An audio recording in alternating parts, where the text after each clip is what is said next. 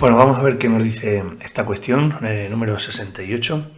Dice que sabemos que la variación de flujo magnético a través de la superficie limitada por un circuito hace aparecer en este una corriente inducida. Vale, bueno, pues eso viene dado por la ley de Faraday-Henry, ¿vale? Nos decía que esa corriente inducida va a ser igual a menos la variación del flujo magnético, como varía a través del tiempo. Dice que definamos el flujo magnético, bueno, pues es el número de líneas que pasan a través de esa superficie, y que detallemos el tipo de magnitudes cuya variación puede dar origen a un cambio de su valor. Bueno, aquí tenéis la fórmula, es ese producto escalar entre el campo y la superficie, y que si desarrollamos pues será el campo por la superficie por el coseno del ángulo que forman, ¿no? Debido a que es un producto escalar. Entonces, bueno, esto es una pregunta de teoría, y obviamente para modificar ese flujo pues se tendrá que modificar pues alguno de estos elementos, ¿no?, que conforman la fórmula del flujo. Pues se podrá modificar el campo, ¿verdad? Aquí tenemos el flujo varía si se modifica la intensidad del campo magnético que llega a la espira, ¿no? Acercar o alejar a la fuente un campo magnético, o utilizar un campo magnético que sea variable con el tiempo, ¿no? Un campo que sea dependiente del tiempo. Se puede modificar la superficie, ¿veis? Con esta experiencia que ya se ha hecho en clase, ¿verdad? Modificando esta barra de aquí, llevándola hacia un lado hacia otro, estamos modificando la superficie, y por lo tanto ese flujo magnético va a ir variando debido a que varía pues esta superficie que se marca aquí, o si no modificando el ángulo en el que están el ángulo relativo, ¿vale?, entre ese campo y esa superficie, ¿verdad?, donde por ejemplo tenemos aquí ese circuito. Bueno, modificándolo se va a modificar también el flujo, entonces se podría generar y se generaría esa fuerza electromotriz inducida, esa corriente inducida. Bueno, pues esa sería la cuestión, es una cuestión puramente teórica. Vamos a ver ahora un ejercicio. Tenemos aquí el ejercicio que hemos llamado 69, y dice que tenemos dos hilos rectilíneos paralelos indefinidamente largos y circulan unas corrientes de 5 amperios. Fijaos que nos dan aquí un dibujo, y por otra que son 15 amperios. Como indica la figura, y uno va hacia afuera y dos va hacia adentro, tal y como nos indican, y dice que razonemos de los puntos que nos marcan como P y P', que son estos dos de aquí, P y P', en cuál de ellos el campo total puede ser nulo, es decir, intensidad, la corriente 1 va a crear un campo, tanto en P como en P', la intensidad 2 también. Entonces, en uno de los dos puntos, esos dos campos creados se van a poder anular. Nos dice que, digamos, en cuál de ellos podría ser, y además calcular la separación, esta distancia entre los hilos, para que eso ocurra. Bueno, pues vamos a ver. La intensidad 1 es saliente, entonces, tal y como estamos mirando, creará un campo que seguirá el sentido de antihorario, ¿vale? Entonces aquí se creará un campo, vamos a decir, de esta manera, ese sería B1. En cambio, por el otro, en el punto P', pues este sentido antihorario hace que aquí el campo que se genera pues sea hacia arriba, ¿vale? Vamos a llamar a este campo B1'. En cambio, la corriente 2, al ser entrante, el sentido del campo va a ser horario. ¿Y qué va a ocurrir? Bueno, pues va a ocurrir aquí. Va a ir de esta manera, al ser horario. Este sería B2', porque estamos en el punto P', y en cambio aquí sería así, por ese sentido horario sería B2. Bien, ya los he dibujado un poco diferentes, ¿verdad?, porque ahora vamos a hacer el razonamiento. Mirad, como esta corriente es de 5 amperios, esta es de 15, esta de 5 amperios siempre va a crear un campo mucho más pequeño al ser más pequeño y además estar más lejos de P' que la corriente de 15 amperios. Por lo tanto, en P' nunca se pueden anular o nunca se pueden contrarrestar los campos creados, nunca se pueden contrarrestar los campos B1' y B2', ¿vale? Debido al valor de las corrientes y la distancia, ¿no? Y uno siempre está más lejos y además es más pequeña la corriente y nunca podrá ser el módulo igual que el de B2'. Bueno, una vez visto eso, podemos concluir que en el punto P sí que puede haber un momento en que se anulen. De hecho, lo vamos a calcular dependiendo de esta distancia entre los dos hilos, ¿vale? Bueno, tal y como lo tenemos aquí dibujado, vamos a calcular el campo B1, que nos quedará, bueno, ponemos la forma del campo, un partido de 2pi por la intensidad 1, partido de, vamos a llamar x1, la distancia a la que se está generando el campo. No voy a poner vectores unitarios porque como ya lo tenemos en el dibujo, vamos a calcular únicamente el módulo, y con el dibujo vemos que son, cuando calculemos B1 y B2, que van en sentidos contrarios, ¿no? Si hacemos este cálculo nos queda 4pi por 10 a la menos 7 dividido 2pi, la intensidad 1, que son 5 amperios, dividido de la distancia, en esta distancia que serán 5 por 10 a la menos 2, bueno, 0,05 metros. Haciendo todo eso nos sale 2 por 10 a la menos 5 teslas.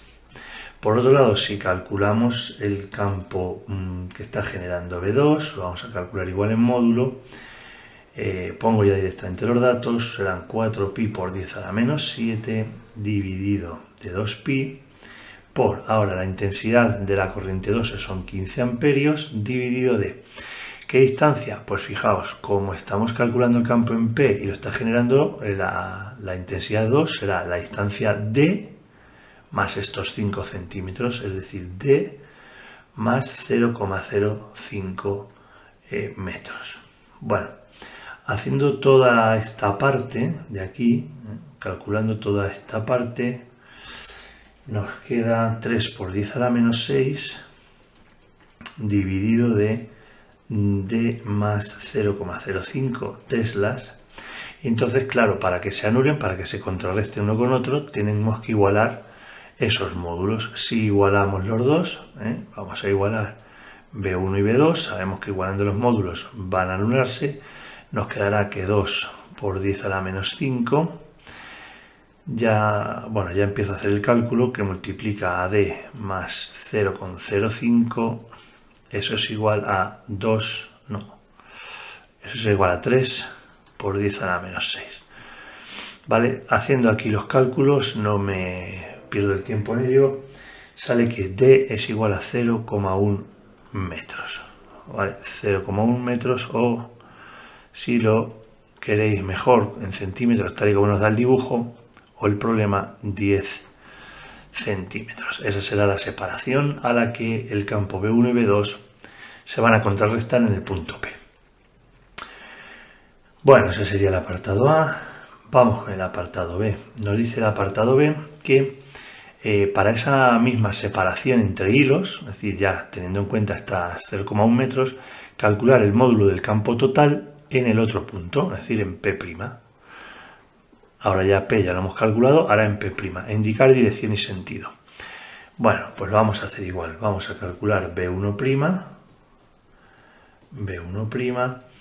lo mismo. Ahora en este caso, lo único que cambian pues son las distancias. Será 4pi por 10 a la menos 7 dividido 2pi. El campo B creado por la intensidad 1 aquí, la intensidad 1 siguen siendo 5 amperios, pero ahora la distancia desde I1 hasta P' van a ser esos 15 centímetros, por lo tanto 0,15 metros. Y esto nos da un valor de 6,67 por 10 a la menos 6 teslas. Bueno, como veis aquí va hacia arriba, podemos poner el vector unitario J, es decir, para que de esa manera veamos luego hacia dónde va, aunque simplemente viendo el dibujo ya lo podíamos saber. B2' será 4pi por 10 a la menos 7 partido 2pi. En este caso la corriente 2 siguen siendo 15 amperios y la distancia ahora, como es la corriente 2 al punto P', son 0,05 metros, y por seguir un poco como antes, menos J, porque ahora veis cómo B2' va hacia abajo. Haciendo todo eso nos quedará menos 6 por 10 a la menos 5 J teslas.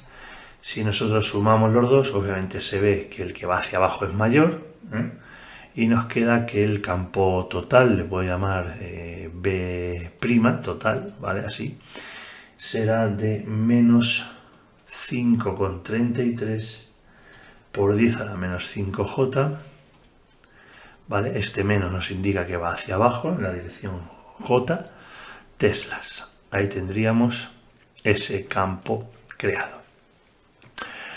Vale, y por último nos piden deducir la expresión de la fuerza por unidad de longitud con la que interaccionan los hilos 1 y 2 y calcular su valor, en este caso indicando módulo, dirección y sentido. Bueno, voy a borrar todo esto dejando únicamente que esta distancia que hemos calculado antes son 10 centímetros. Borro todo esto que ya no nos hace falta y calculamos el apartado C. Bueno, ya tenemos aquí el apartado C todo limpio y además esta imagen donde se ve lo que ocurre cuando tenemos dos hilos de corriente con corrientes una hacia arriba, otra hacia abajo, o una entrante y una saliente, es decir, corrientes antiparalelas.